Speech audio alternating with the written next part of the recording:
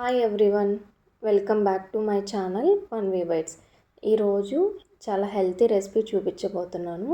ఇది పిల్లలకి evening snacks లాగైనా, అదేవిధంగా మనం ఫెస్టివల్స్కి చాలా తొందరగా ప్రిపేర్ చేసుకోవడానికి ప్రసాదాన్ని ఈ విధంగా అటుకుల పాయసాన్ని అయితే ప్రిపేర్ చేసుకోండి. ముందుగా దానికి కావాల్సిన ఇంగ్రీడియంట్స్ వచ్చేసి అటుకులు, బెల్లం, పాలు, డ్రై ఫ్రూట్స్ని తీసుకోవాలి. నేనైతే బాదం, జీడిపప్పు ఇంకా కిస్మిస్ని తీసుకున్నాను. 2-3 యాలకులు, కొంచెం నెయ్యి. ఇప్పుడు ముందుగా స్టవ్ ఆన్ చేసేసి ఒక కడాయి పెట్టుకొని అందులోకి 1 కప్పు దాకా బెల్లాన్ని అయితే యాడ్ చేసుకోవాలి.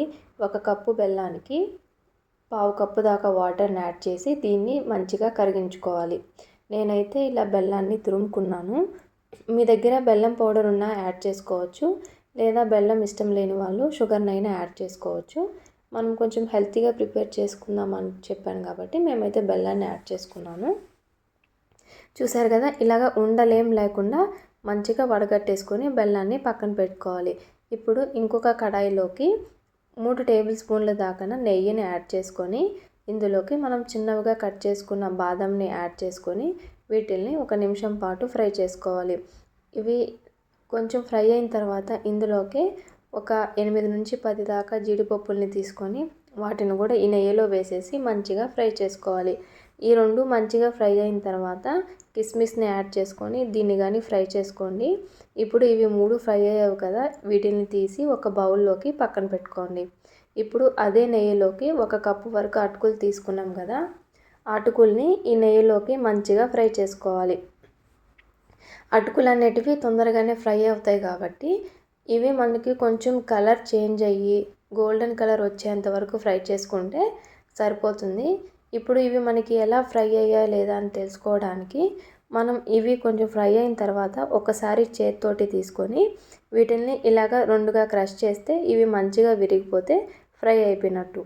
ఇప్పుడు ఆ స్టేజ్లో ఉన్నప్పుడు మనం 1 కప్పు అటుకులకి 2 కప్పుల వరకు అయితే పాలను తీసుకొని 1 కప్పు వరకు వాటర్ని అయితే యాడ్ చేసుకున్నాను. మీ దగ్గర ఎక్కువ పాలు ఉన్నాయి అనుకుంటే 3 కప్పులు పాలనైనా యాడ్ చేసేసుకోవచ్చు. అది ఇంకా మీ ఇష్టాన్ని బట్టి యాడ్ చేసుకోండి. నేనైతే 2 కప్పుల పాలు 1 కప్పు వాటర్ని అయితే యాడ్ చేశాను. ఇలా యాడ్ చేసిన తర్వాత మొత్తాన్ని కానీ ఒకసారి మంచిగా కలిపేసుకొని ఒక 10 నిమిషాలు బాగా ఉడికించుకోవాలి. ఈ అటుకులు తొందరగానే ఉడికిపోతాయి కాబట్టి మనకి ఎక్కువసేపు టైం ఏం పట్టదు. ఒక 10 నిమిషాలు ఉడికిన తర్వాత ఇందులోకి మనం యాలకుల పొడిని వేసేసుకొని మరొకసారి మొత్తం బాగా కలిసేంత వరకు కలుపుకొని ఇంకొక 5 నిమిషాలు ఉడికించుకుంటే సరిపోతుంది. ఇవి పాలు అనేవి 1 పొంగు వచ్చేంత వరకు ఉడికితే సరిపోద్ది. చూసారు కదా, మనం మీడియం ఫ్లేమ్లో పెట్టుకొని ఈ పాలు అనేవి 1 పొంగు వచ్చిన తర్వాత మొత్తాన్ని కూడా ఒకసారి బాగా కలిపేసుకోవాలి. చూసారు కదా, అటుకులు అనేవి చాలా మెత్తగా ఉడికిపోయాయి. ఇప్పుడు మనం దీన్ని అయితే స్టవ్ ఆపేసుకొని పక్కన పెట్టుకుందాం. ఈ బెల్లం సిరప్ని వడగట్టేసుకున్న తర్వాత పూర్తిగా చల్లారిన తర్వాతే మనం ఈ పాలల్లోకి యాడ్ చేసుకోవాలి. లేదంటే ఈ పాలు అనేవి విరిగిపోతాయి. అందుకని మనం చల్లారిన తర్వాత వీటిలో ఈ బెల్లం సిరప్ని యాడ్ చేసేసుకొని మొత్తాన్ని కానీ ఒకసారి మంచిగా కలిపేసుకోవాలి. ఇప్పుడు ఇలా కలుపుకున్న తర్వాత ఇందులోకి మనం ముందుగా వేయించి పెట్టుకున్న డ్రై ఫ్రూట్స్ని కూడా యాడ్ చేసేసి ఈ మొత్తం కూడా బాగా కలిసేలాగా ఒక్కసారి కలిపేసుకొని పక్కన పెట్టేసుకొని ఒక బౌల్లోకి సర్వ్ చేసుకున్నామంటే ఎంతో టేస్టీగా ఉండే అటుకుల పాయసం అయితే రెడీ అయిపోతుంది. ఖచ్చితంగా ఒకసారి ట్రై చేయండి. ఈ వీడియో కనుక మీకు నచ్చినట్లయితే ఒక లైక్ చేయండి. అదేవిధంగా మీ ఫ్రెండ్స్ అండ్ ఫ్యామిలీతో షేర్ చేయండి.